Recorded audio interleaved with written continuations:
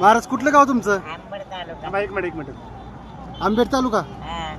बरं तर कसं आलाय तुम्ही पालखीला? मी पालखीला व्यवस्था करून आलो. हा व्यवस्था करून आलो. व्यवस्था केली. मग आता गाडीत कोणाची आलाय? गाडी काय वगैरे? गाडी स्वतः मोटरसायकल. मोटरसायकल वर आहे. कुठे आहे मोटरसायकल तुमची आता? बाजूला उभा. बा आता कुठे तुम्ही आळंदीला चाललाय का आता? आता आळंदीपासून पंढरपूर. पंढरपूरला चाललाय. महाराज वय किती आहे तुमचं? माझं वय आहे 40 वर्ष. 40 वर्ष.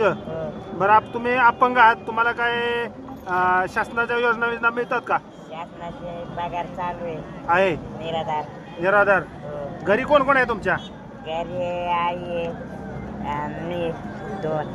म्हणजे बाकीचे काम धंदे करून खाते.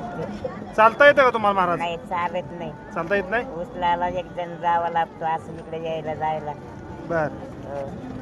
आता दररोज उपजीविका कशी चालती महाराज तुमची? काम वगैरे कसं काय करता? काम वगैरे काय नाही, असं उचल साचेल माणूस लावायला असतो इकडे जाता वेळेस. पंढरपूरला जे असेल जाता वेळेस. बर.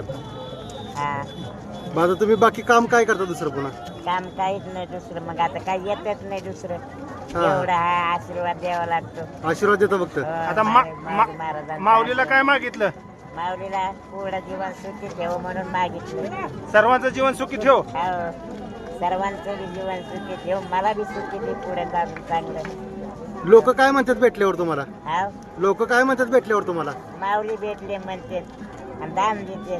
थोडेफार 10-5 रुपये काय त्यांच्या हाताला द्यायचे. ओम नमः शिवाय. माऊलीचा आशीर्वाद काहीतरी. खरं तुमचं आज एवढं तुम्हाला चालता येत नाही तुम्ही तरी आज चाललाय पंढरपूरकडे. हो.